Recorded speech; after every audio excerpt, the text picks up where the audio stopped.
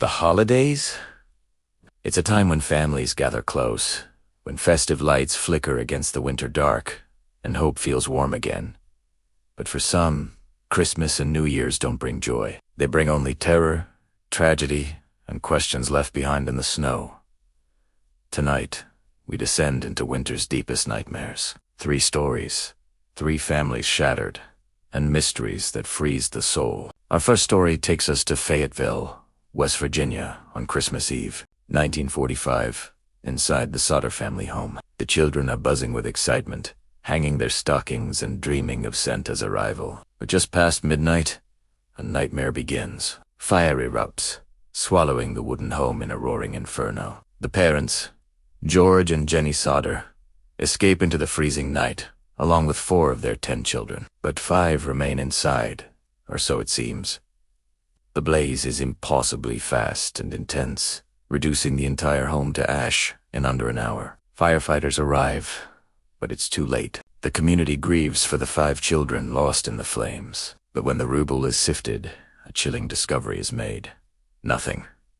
No remains are found. Not a bone, not a tooth, not a single trace of the 5 children. The official cause of the fire is listed as faulty wiring, but the Sodders knew something was terribly wrong. They remembered strange events from that very night. A man had appeared at their door, trying to sell them something, and angrily warned them that their house would go up in smoke. Later, Jenny heard a loud thud on the roof, followed by a rolling sound, just before the fire started. Even more disturbing, another man was seen lurking in the shadows, watching the children as they played earlier that day. George Sodder's ladder, always kept propped against the house, was missing. Their phone line had been cut. Their water barrels, which they kept for emergencies, were frozen solid, even though it hadn't been that cold. And the family's 2 trucks, which George needed to reach the fire department, mysteriously refused to start. It was a perfect storm of failures, almost as if it were planned. The Sodders became convinced their children hadn't died in the fire.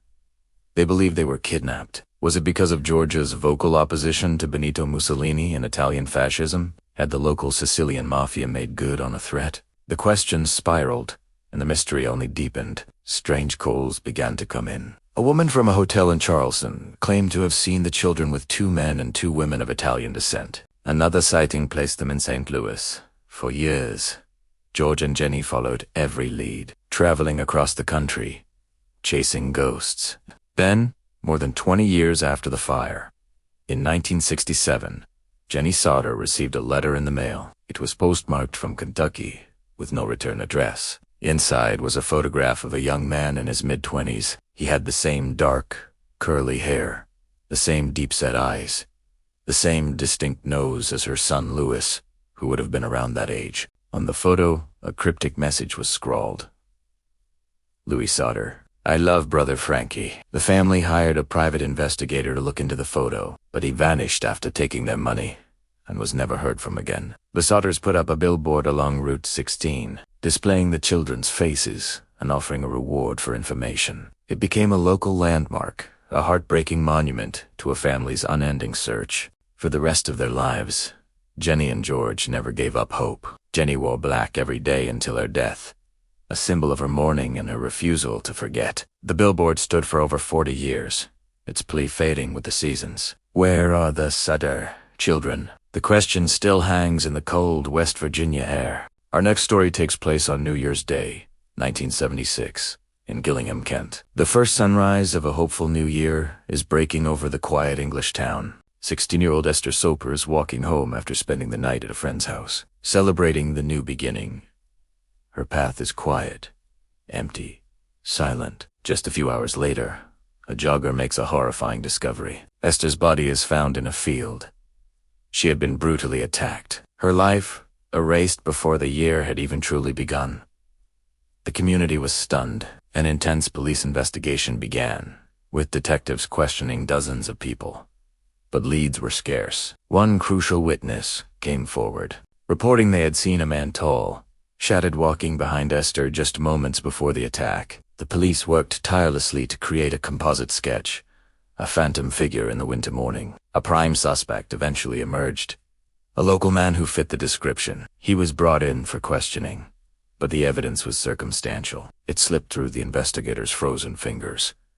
The man denied everything. He claimed it was a case of mistaken identity, that he was somewhere else entirely. With no confession and not enough physical evidence to secure a conviction, the police were forced to let him go. Esther's family clung to the promise of justice, but as the days turned into weeks, and weeks into years, the trail grew cold. The case file thickened with reports and dead ends, but the killer remained free. Each winter, as the world celebrates a new year with fireworks and cheers, the Soper family is reminded of their loss. The ghost of that New Year's morning returns, and with it, the same haunting question.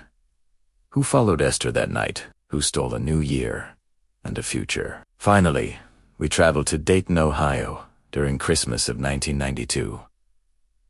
Holiday lights glimmer over dark, snowy streets, but a wave of terror is about to wash over the city. Over the course of just 3 days, from Christmas Eve to the day after, a group of young men unleashed a rampage of blood and fear. They called themselves the Downtown Posse. Their crimes were vicious, random, and fueled by a desire for chaos and control. They weren't targeting rivals or settling scores. They were hunting ordinary people. A 19-year-old shot for his leather jacket. A young mother and her friend executed in their car. A man getting a haircut, killed in the barber's chair. In total, 7 people were slaughtered. Families were torn apart right before Christmas. Their celebrations turned into funerals. The city was gripped by fear.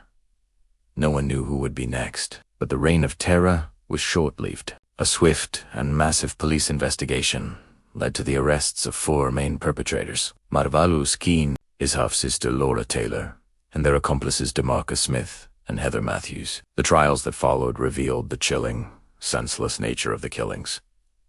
Keene and Smith were sentenced to death. Laura Taylor and Heather Matthews were locked away for life. The case was officially closed. Justice, it seemed, had been served, but even with the killers behind bars, deeper shadows remained. Rumors swirled of more accomplices who were never charged, more bodies that were never found. Whispers from within the prison walls suggested the gang had bragged about other murders, victims buried somewhere beneath the season's snow. Had the full extent of their violent plan ever been truly uncovered? Even with names on the record and sentences handed down, Dayton remembers a Christmas dripping with unanswered horror. The case left scars on the city that have never fully healed. The festive season there is now forever tinged with the memory of that bloody holiday. Holiday nights are meant to bring joy, but as these stories show us, darkness can live there.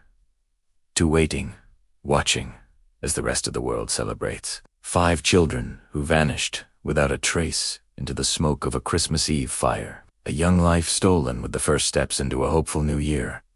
A city terrorized while festive bells still rang. These are mysteries, frozen in time, leaving families haunted by questions and police haunted by failures. And we are haunted by the silence they left behind. This season, as you gather with your loved ones, remember, not every holiday story ends in cheer. Some end in fear.